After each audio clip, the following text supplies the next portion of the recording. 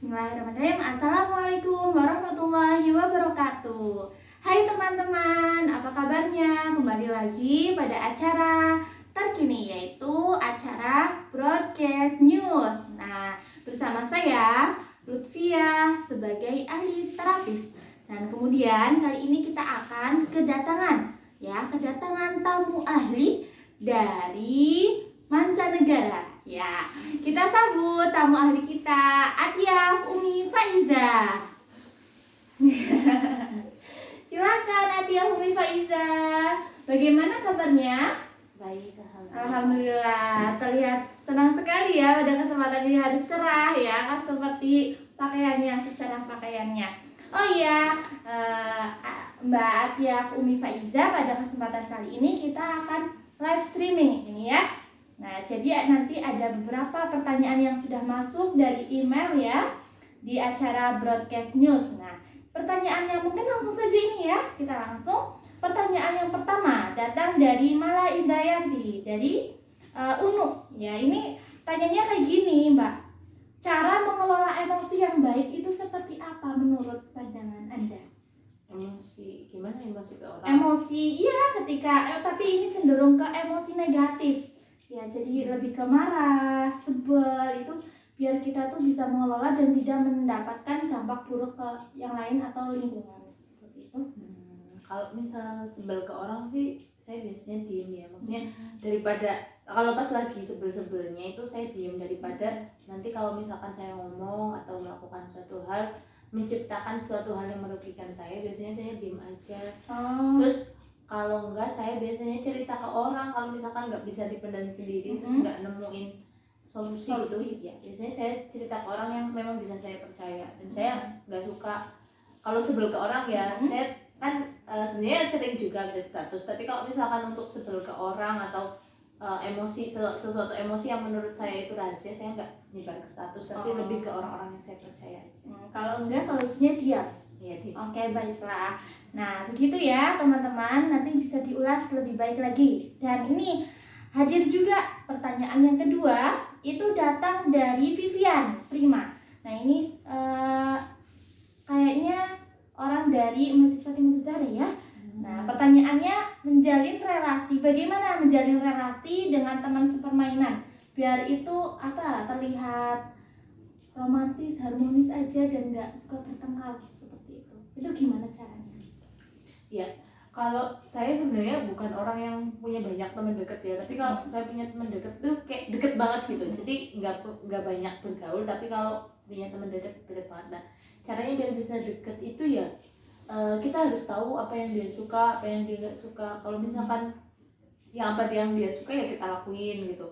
Kemudian apa yang dia nggak suka ya kita jauhin. Jangan udah tahu dia nggak suka dibohongin, misal udah tahu dia nggak suka apa, kayak misal nggak suka cacing, masa kita kasih cacing ke dia, kan enggak gitu. Ya udah, paling itu sih, sama ya paling menyesuaikan menyesuaikan orangnya ya.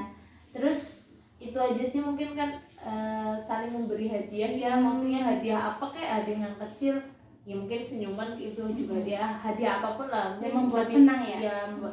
Ya kan itu ada mungkin tuntunannya ya, kalau saling memberi hadiah nanti saling gitu aja. Baiklah, jawabannya cukup bagus ya. Nanti bisa menjadi referensi juga buat diri kita masing-masing.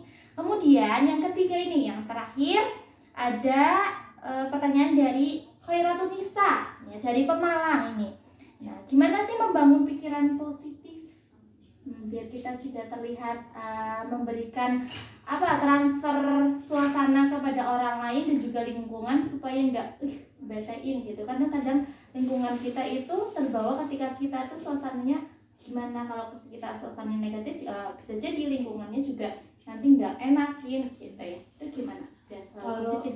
Biar selalu positif ya, mungkin nggak mungkin 100% selalu positif ya. Ada saatnya kita down gitu, tapi mungkin tips biar selalu positif yang pertama mungkin biar selalu semangat. Mulai hari dengan semangat gitu. Kalau misalkan mulai hari dengan lesu, misal kayak dengerin musik-musik yang bikin jenuh, sedih ya, itu kan juga ngaruh ke kita. Terus juga perhatikan teman-teman kita. Kalau misalkan kalau misalkan itu untuk diri kita sendiri ya, kalau pengen diri kita semangat ya harusnya gabung sama teman-teman yang semangat. Kalau temennya tiap hari galau, apa-apa galau, itu ya kita bakal ikut-ikut. Terus juga dari bacaan, kalau kita seringnya bacaan yang gak jelas, bacaan yang galau, itu kita juga akan ketularan. Jadi lebih baik cari yang bacaan yang kasih semangat, bacaan motivasi. Terus teman-teman juga harus teman-teman yang semangat. Itu juga kita harus sadar kalau semua hal yang terjadi itu kan memang kehendak Allah ya, dan tugas kita itu ya cuma husnudzon aja, tugas kita cuma berbaik sangka gitu, karena setiap hal yang Allah tentukan pasti itu terbaik buat kita, itu aja sih. Jadi ya, kita husnudzon terus kuncinya ya. Oke, baiklah, terima kasih.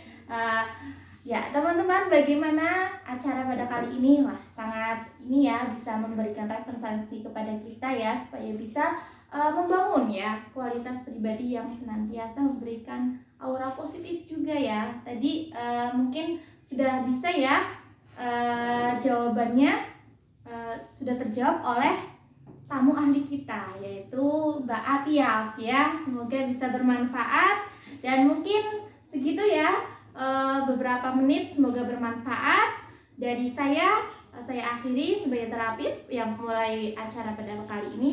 Saya ucapkan terima kasih kepada tamu ahli Mbak Atiaf, terima kasih banyak ya. Kepada peserta talkshow dan juga penonton, kami juga ucapkan selamat, semoga bermanfaat. Wassalamualaikum warahmatullahi wabarakatuh. Waalaikumsalam.